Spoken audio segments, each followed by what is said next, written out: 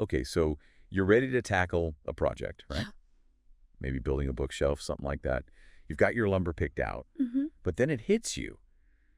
You got to cut those 2x4s, Yeah. and not just any old way. You want those cuts clean, precise, maybe even a little fancy. Exactly. Choosing the right saw. That's where it all begins. It really is. It's like choosing the right kitchen knife. I mean, you wouldn't use a butter knife to carve a turkey, would you? For a way. Each saw has its strength. For sure. And understanding those, that's what's going to help you get those results you're after. Absolutely.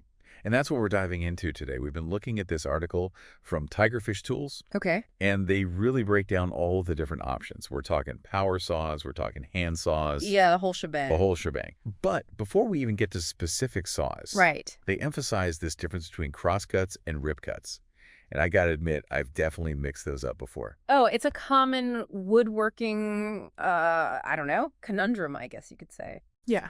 Think about your 2x4, right? Yeah. A crosscut, that's like you're slicing a loaf of bread, Okay. you're cutting across that wood grain, Right. you're making the board shorter.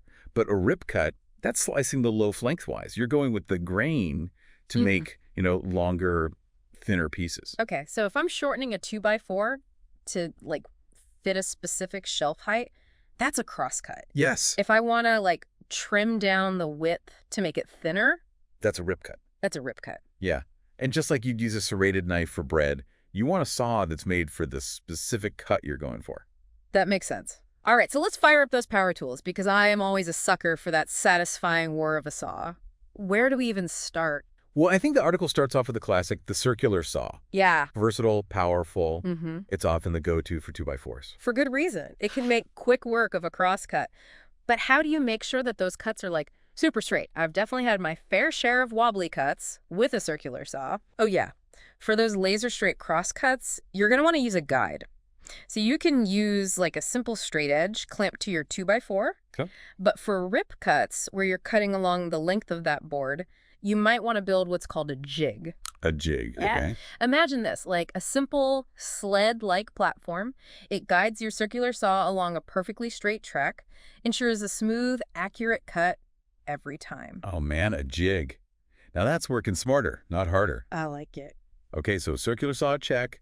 What about its bigger, more intimidating cousin, the table saw? Now we're talking. Table saws, they're fantastic for both cross-cuts and rip cuts, Yeah. but they do require a bit more, maybe, caution know-how. Right, right. They're all about that precision. For those perfect 90-degree crosscuts, you can't go wrong with a crosscut sled. A crosscut sled, what is that? Game changer. Picture this. Ah. A sturdy platform that glides across your table saw. Okay. And it's guided by tracks on either side. You secure your 2x4 to the sled, push the whole thing through. And it gives you a perfectly straight crosscut, no more wobbly lines. I like it.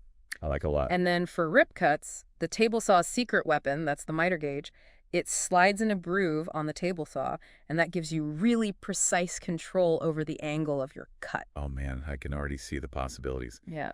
But with that much power, I imagine safety's paramount. Oh, absolutely. I may or may not have had a minor mishap or two with the table saw back in the day. Yeah, you're not alone there. The article really emphasizes safety, the importance of keeping a firm grip on the wood as it's going through the saw, always using those safety guards, eye protection. Of course. Never get complacent around a table saw. Good advice. Good advice. So we've got saws for straight cuts. What about angles? What if I wanted to add some, some decorative trim to my bookshelf at let's say a 45-degree angle? For that, you'd need a miter saw. Okay. They are specifically designed for making those angled cuts with precision, Nice. crown molding, picture frames. Even those fancy mitered corners on your bookshelf, miter saw is your best bet. Okay, so it's all about those crisp, clean angles. But the article did mention a word of caution about miter saws. Something about not using them for rip cuts. Exactly. They excel at angles, but using a miter saw for a rip cut can be honestly dangerous. Wow. The blade's position, it makes it more likely to bind, Yeah. and that can cause what's called kickback. And trust me, you do not want to be on the receiving end of that. No, not at all. So remember, everybody, choosing the right tool for the job, that's crucial, both for your safety and the quality of your work. Couldn't have said it better myself. So we've got circular saws, table saws, miter saws. That's a lot of power. What about something a little more, old school? I mean, like hand saws. Yeah, like hand saws. Don't underestimate the power of a well-chosen hand saw. Okay, but hold on. Before you dismiss hand saws as, old-fashioned. Right. Let's talk about why they're making a huge comeback. I'm intrigued. Okay. So handsaws. I'll be honest, my experience is mostly limited to that old rusty one in my dad's toolbox. Is there really that much to say about them? More than you might think. This article, they dive into a couple of handsaw, I guess, heavy hitters. Okay. The rip saw and the back saw. And remember how we were talking about cross cuts and rip cuts? Right. Each of these saws is designed to excel at one of those. Okay, so a rip saw is for rip cuts. You got it. A rip saw, that's like the workhorse of the handsaw world. Okay. It's got those big, aggressive teeth, designed to slice through those wood fibers with the grain, perfect for taking down a 2x4's length. And here's a surprising fact. Sometimes a handsaw can be faster than, even setting up a power saw for a few quick cuts. And I'm guessing a lot quieter, too. Oh, yeah. Which my neighbors would definitely appreciate. I can see why they're making a comeback. For sure. What about the back saw?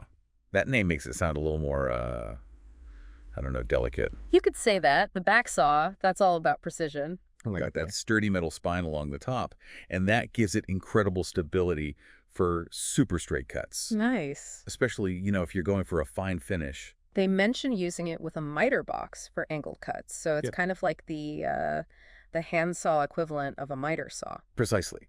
If the rip saw is like the lumberjack of handsaws, the back saw is the cabinet maker. I like it. It's all about finesse, control. The article, they point out that those finer teeth on a back saw, those are key to creating a smooth finish, almost like you're sanding as you cut. Oh, wow. That's pretty cool.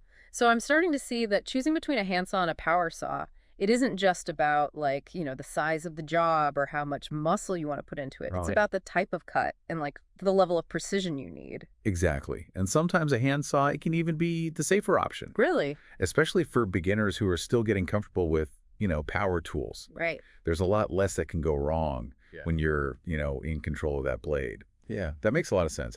Now, I have to ask, they mentioned this finesse factor with the reciprocating saw. The one that always makes me think of, demolition crews? Yes. The reciprocating saw. Yeah. It's definitely a force to be reckoned with. Yeah. But when it comes to 2x4s, finesse isn't exactly its strong suit. So maybe not the best choice for my bookshelf project. Well, it depends what kind of look you're going for. Okay. Think of it this way, right? A circular saw that's like using a chef's knife. Precise cuts, clean lines. Reciprocating saw, more like using a cleaver. It's going to get the job done, but it can be a bit rough around the edges. I could see that. Okay, so for something like, I don't know, framing a wall where those rough edges aren't going to be seen. Exactly. Reciprocating saw could be a good choice. But for a bookshelf where I want those nice, clean cuts, maybe not so much. You got it. Okay, I'm with you. Choosing the right tool for the job. Right, absolutely. Choosing the right tool for the job. And speaking of tools, there's one crucial factor that applies to both handsaws and power saws. Okay. One that can make or break your project. You're going to say a sharp blade, aren't you? Bingo. A sharp blade is, it's the foundation of a successful woodworking project, no matter what type of saw you're using. Yeah, it seems so obvious when you say it like that. Right. But honestly, I've definitely been guilty of putting off sharpening my saw blades. It's not the most exciting part of woodworking, Oh, I hear you. But trust me, using a dull blade, that's like trying to run a marathon with a backpack full of rocks. Oh, man. It makes everything harder, less efficient, and honestly more dangerous. Right. Sharp blade, on the other hand, it just glides through the wood, gives you those smoother cuts, less splintering, and a lot less strain on your arms. Yeah, that makes sense. It's like that saying a dull knife is more dangerous than a sharp one. Right. The same goes for saws. Absolutely. And it's not just about safety either. Right. A sharp blade gives you a cleaner cut. Yeah. Which means less sanding later on. Oh, less sanding. I like the sound of that. Talk about a win-win. Yeah, for sure. So we've covered a lot of ground here. From the raw power of a circular saw to, the quiet precision of a back saw. We really have. This whole deep dive has really made me rethink, my whole approach to even choosing a saw. It's not just about, grabbing the biggest, baddest tool in the shed. Right. It's about understanding the nuances of each saw and choosing the one that best fits the task at hand, the material, your comfort level. And speaking of comfort level, this article focused on cutting 2x4s, which That feels like a pretty good starting point for, a beginner like me. Yeah. But what if I'm working with, I don't know, different types of wood? Like you see those beautiful hardwoods that they use for furniture. Oh, yeah. Does it change things up at all? Yeah, that's a great question. Just like you wouldn't use a bread knife to carve a roast chicken, you got to consider the wood itself when Yeah. choosing a saw. Yeah. Hardwoods, they've got those dense fibers Yeah. and they can be tougher on blades, so you might need a saw with a little more power or even a different blade design. So a saw that powers through a pine 2x4 might, like, struggle with a piece of oak. Yeah, you might find yourself needing a saw with a higher tooth count for those hardwoods. Okay. Or even a specialized blade, designed for cutting through those dense fibers. Right. And don't forget about adjusting your cutting technique, too. Oh, Slow and steady wins the race when it comes to hardwoods. this is making me realize there's so much more to woodworking than I ever really imagined. Oh, for sure. It's like a whole world. It really is, yeah. And the more you learn, the more you realize how much more there is to discover, but that's part of the fun of it, right? But it is. It's that journey. Each project is a chance to kind of learn, refine your skills. I like it. So as we wrap up this deep dive here, Yeah. into the world of cutting 2x4s and beyond, what's like I don't know, the biggest takeaway that you hope our listener, walks away with today? I think the most important thing is just to be thoughtful about your saw choices. Yeah. Don't just reach for the same old tool out of habit. Really consider the cut that you need, the finish you're going for, even the noise level you're comfortable with. Yeah. And of course, never underestimate the power of a sharp blade. Words to live by. Uh, So next time you're facing a stack of lumber in a woodworking project, Yeah. take a moment, consider your options. You might be surprised what a difference the right saw can make. I think so. Happy woodworking, everybody.